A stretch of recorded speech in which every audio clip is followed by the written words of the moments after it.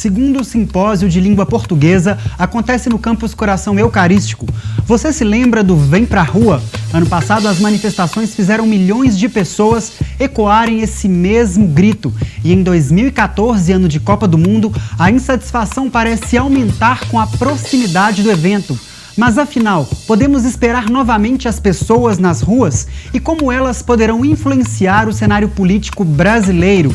O programa de hoje traz uma entrevista especial sobre esse tema. Hoje é 26 de maio e está no ar o Espaço PUC, o programa que leva os assuntos da universidade até você.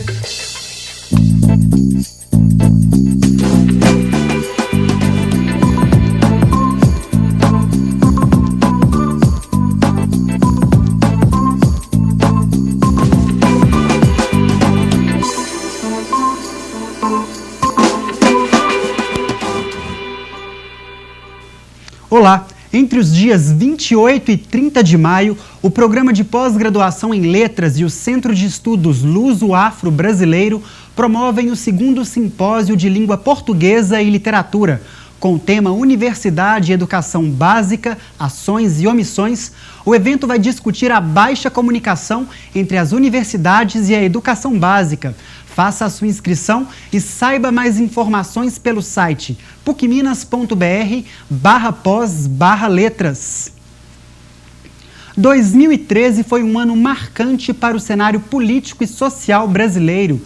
As manifestações no mês de junho, que surgiram principalmente para contestar o aumento nas tarifas do transporte público, deram voz à população para discutir os mais variados problemas. Reveja com a gente alguns dos fatos marcantes.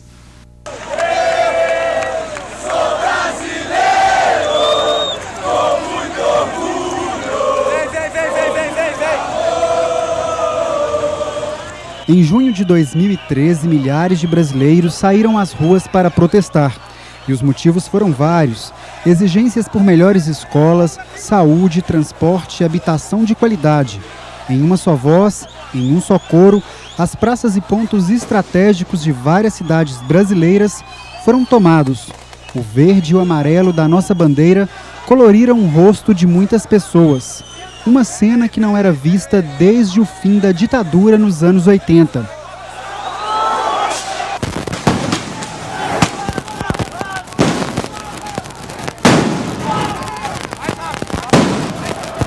Mas em meio às vozes que pediam melhorias em diversos setores sociais, o barulho das bombas de efeito moral e o cheiro forte de gás lacrimogêneo indicavam a presença de pessoas dispostas a dar outro sentido para o que deveria ser um momento de democracia.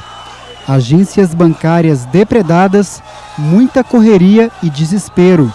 Vozes que protestavam, abafadas por cenas de destruição e vandalismo. As cores assumiram tonalidades tristes, acinzentadas. Hoje, há pouco mais de 2 semanas para o início da Copa do Mundo, e há 4 meses das eleições, as incertezas sobre o futuro das manifestações tomam conta da população e do cenário político. Muitos querem fazer da rua um espaço democrático. Outros preferem escrever as páginas da nossa história com imagens que, infelizmente, vão ficar marcadas por muito tempo na memória dos brasileiros.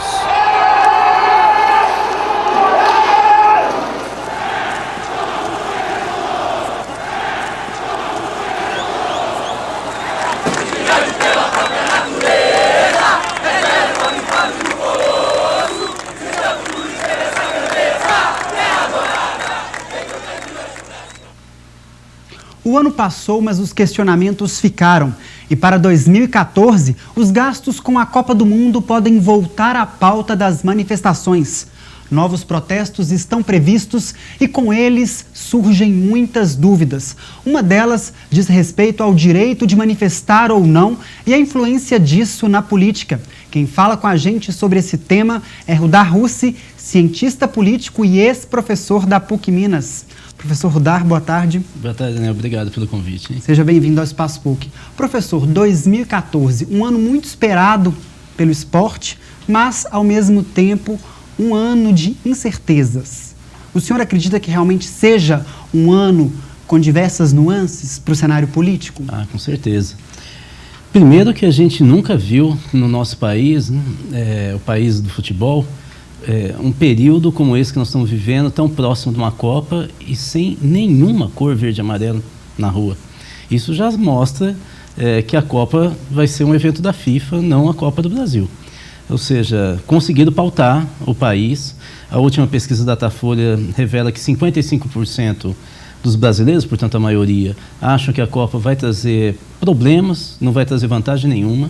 Então nós temos, embora a maioria seja contra os protestos violentos, mas grande parte dos que acham que são contra os protestos violentos são favoráveis aos protestos. Portanto, acho que vai ter um período, não só um ano, muito sui generis. Agora, as credibilidades dos protestos, elas ainda existem? Porque no ano passado as causas eram várias. Essas causas continuam sendo várias, tendo em vista aí as cenas de violência que infelizmente nós presenciamos. A credibilidade continua ou ela enfraqueceu? Segundo as pesquisas, sim. Continuam muito, assim, a população brasileira, na sua maioria, apoia. Acho que houve os manifestantes conseguiram pautar uma discussão sobre a Copa, mostrando algumas situações que pouco a pouco vão surgindo, como gastos de 2 bilhões de reais na segurança pública de um mês, a lei geral da Copa, por exemplo, restabelecendo o trabalho infantil, que a gente tinha eliminado em 2004 dos jogos de futebol, os gandulas, né, abaixo de 18 anos. A lei coloca a exploração de 33 mil voluntários sem nenhuma segurança da legislação trabalhista, ou seja, tem umas situações bem ruinzinhas. Há uma avaliação da Universidade Federal Fluminense de que nós teremos 200 mil brasileiros desalojados em função das obras de preparação da Copa. Eu acho que esses dados e a impossibilidade dos governos justificarem os gastos, aliás, reagindo muito devagar, fizeram com que a grande população hoje estivesse ao lado. Satisfeita. E ficasse ao lado. E é por isso que nós não temos bandeirinhas nas ruas, gente cantando música. Eu nunca tinha visto um clima tão anticlímax como esse agora. E é tão paradoxal porque a Copa do Brasil, né, o país que é considerado a paixão do brasileiro é futebol. Isso gera um sentimento paradoxal e, ao mesmo tempo, um sentimento de frustração. Eu acho que é o seguinte, na medida que o Brasil começar a jogar e se jogar bonito, o clima vem. Nós somos brasileiros, a gente nasce com isso dentro da gente. Se o Brasil perder, você vai ver manifestações tão grandes ou maiores do que a do ano passado e muito mais violentas. E se o Brasil perder, o senhor acredita que isso pode comprometer a reeleição de Dilma Rousseff? Acho muito difícil. Eu vou te dizer, na verdade, a oposição teria que ser muito inteligente, coisa que ela não está demonstrando muito ultimamente, para aproveitar essa brecha da crítica e tentar se colocar como alternativa. A tendência até agora seria aumentar voto branco, nulo e abstenções. Professor, nós percebemos que vários setores estão se rebelando, estão protestando. Na semana passada, por exemplo, os policiais civis fecharam a Praça 7 em pleno horário de almoço. Quando os protestos restringem o direito de ir e vir da população, eles são legítimos? São. Eles não são legítimos quando eles destroem ou colocam em risco a vida, né? Mas isso aí, olha, aconteceu. Os governantes hoje do Brasil fizeram isso quando jovens. Então, eles devem ser os primeiros a explicar que isso faz parte. Eu vou te falar, vários dos dirigentes, deputados, senadores, eu posso citar de vários partidos, eu vi em greves de bancários, greves, jogando, por exemplo, bola de gude para os cavalos da cavalaria da polícia caírem, ou jogando Mitsubishi para estourar pneu de ônibus. Então, acho que a gente tem que parar um pouquinho com esse discurso um pouco oportunista. Isso, por exemplo, de pegar e estourar pneu, isso sim não é válido. Agora, parar por algumas horas, nós lutamos tanto para acabar com a ditadura, algumas horas não vão matar ninguém. Eu acho que incomoda, é ruim, mas efetivamente isso faz parte da democracia em todo país civilizado. A gente pode talvez fazer algum acordo com essas lideranças, mas faz parte. Eu prefiro isso do que realmente ficar calado em casa. Existe uma corrente, professor, de pessoas que afirmam que a revolução só se faz à base de sangue, à base de mudanças mais drásticas. Realmente é necessário que determinados atos sejam feitos para que a mídia internacional, os governantes, olhem para a situação das pessoas mais necessitadas? São duas questões diferentes. Veja só, as mudanças, mesmo o processo revolucionário, não são o ato de violência. Aliás, o pessoal que diz isso devia estudar um pouquinho mais, né? Eu estudei com o Florestan Fernandes e ele explicava tanto teoricamente para a gente que o processo revolucionário é mais importante do que o ato de golpe de Estado, né? Então, senão a gente luta contra uma ditadura, que não é o caso do Brasil, para impor uma nova ditadura, né? Porque pela violência você não pode abrir espaço para quem você acabou de derrubar, para que ele possa expor suas ideias contrárias ao novo status quo. Então, efetivamente, os momentos seguintes a um processo revolucionário violento leva à falta de democracia e muitas vezes à criação de uma nova elite política, né? Então, essa é uma questão. Você tinha dito também se é preciso fazer esses atos, vamos dizer, performáticos para a imprensa chamar atenção. Aí precisa. Infelizmente, nós vemos, por exemplo, o caso do Greenpeace, que ele precisa criar situações para poder chamar atenção. Por quê? Porque nós vivemos na era do espetáculo. Só chama atenção e só fica na nossa memória aquilo que é espetacular. Agora, professor, para finalizar, o senhor acredita que, de fato, esses protestos que começaram em junho do ano passado, eles representam um momento de transição forte para a história brasileira ou não? É uma mera efemeridade? Os protestos em si são efêmeros, mas eu acho que emergiram os novos brasileiros. Quer dizer, nós vimos os brasileiros do rolezinho, que são uns, os manifestantes de junho, que são outros.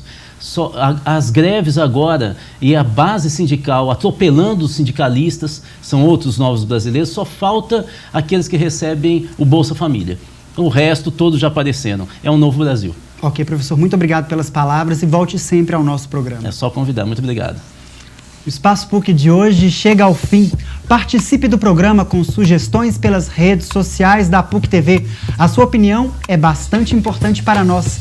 E na edição de amanhã, vamos falar de um aplicativo desenvolvido por alunos da PUC Minas que denuncia problemas sociais. Você não pode perder.